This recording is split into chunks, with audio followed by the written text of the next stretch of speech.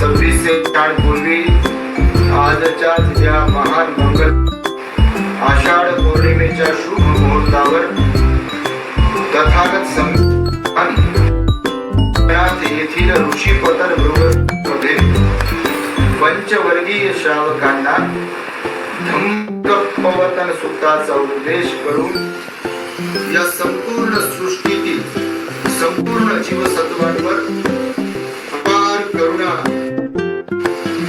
लोकांना निर्वाणाचा मार्ग त्यांनी सांगितला, प्रकट केला।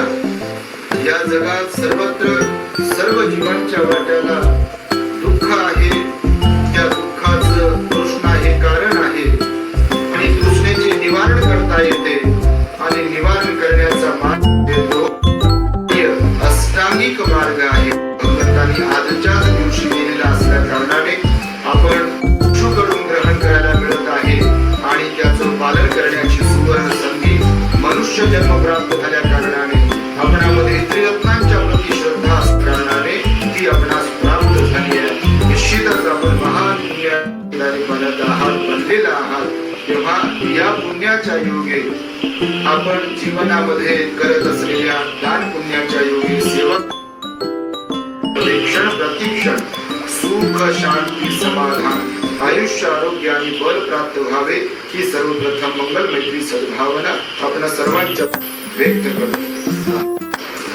आज हे जे उपसत आहे सर्वप्रथम आपण भक्तीजींना क्षमा याचना केली निवार, त्यानंतर त्रिसरण अष्टशील उपसत ग्रहण, त्यानंतर भक्तीजींनी आपणाला त्रिरत्नामध्ये प्रतिष्ठित केलाय, बुद्ध धम्म संघाचं शरणस्थान आपल्याला प्रदान केलाय आणि त्यानंतर आपल्याला एक 8 सील प्रदान केले आहेत। त्यामध्ये भगवान पहिल्या सीलामध्ये म्हणतात की एकूण 8 सील असतात आणि त्या पहिल्या सीलात भगवंताने की मी जीव हिंसा करणार नाही, दशाव्रतांची शपथ ग्रहण करतो। मी जीव हिंसा स्वतः करणार नाही, मी जीव हिंसा करण्यासाठी कुणाला प्रोत्साहित करणार नाही, मी जीव हिंसा करण्याचा चित्तामध्ये विचार येऊ देणार नाही आणि जीव हिंसा करणाराचं समर्थन करणार नाही। असे एक करून 8 नियम आहेत। मी चोरी करणार नाही, मी उपोषणाच्या दिवशी पती पत्नी जरी म्हणजे विवाहित जरी असेल तर बहीण भावासारखं जीवन व्यतीत करेल आणि माझं ब्रह्मचर्य व्रत जे काही आहे ते मजबूत बनविण्याचा म्हणजे माझी पारमिता पूर्ण करण्याचा मी प्रयत्न करेल। अशा प्रकारचा तिसरा अब्रह्मचर्य वेरमणीचा अर्थ होतो की ब्रह्मचर्य पालन करण्याचा शपथ घेतो आहे, मी प्रतिज्ञा करतो आहे। चौथ्या सीलामध्ये मूळ सावादा म्हणजे मी खोटं बोलणार नाही, मी निंदा नरस्ती अर्थात चुकी करणार नाही, मी व्यर्थ बडबड करणार नाही आणि रागाने क्रोधाने शिवीगाळीची भाषा कठोर शब्द वापरणार नाही।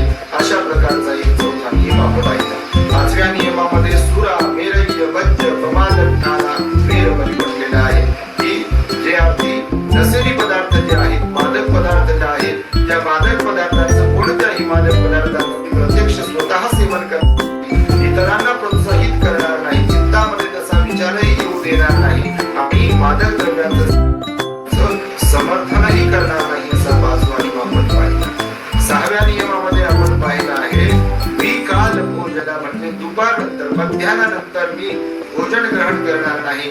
मध्याह्नाच्या पूर्वी सूर्य डोक्यावर येण्याच्या पूर्वी घरामध्ये जे काही अन्न शिजलेलं असेल ते अन्न मी सुखाने ग्रहण करेल, पोटभर ग्रहण करेल, त्यानंतर मात्र मी काही ग्रहण करणार नाही असा या 6व्या सीलाचा अर्थ भगवंताने सांगितलेला आहे।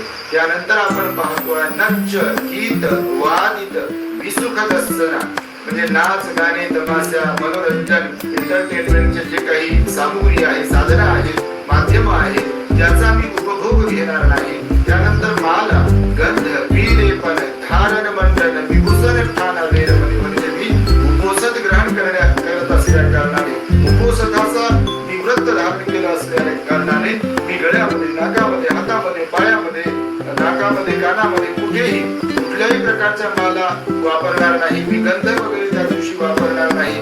मी एकदम सिंपल साधेपणाने माझं जीवन व्यतीत करून माझा पूर्ण संकल्पशील पालनाचा पूर्ण करण्याचा प्रयत्न करेल। आणि शेवटचा आणि 8वा नियम भगवंताने सांगितला उच्चासन महासैना वेरमणी म्हणजे तसे राजेशाही आसन असतात, उच्च आसन असतात की ज्यावरती बसल्यामुळे आपल्या मनामध्ये अहंकार निर्माण होतो, प्रमाद निर्माण होतो, आळस निर्माण होतो. असे जे उच्च आसनं असतात ज्यामुळे आपल्याला तंद्री येऊ शकते, झोप येऊ शकते, अशा कुठल्याही उच्च आसनाचा मी वापर करणार नाही. अत्यंत साधेपणाने मी भक्त सांगितला.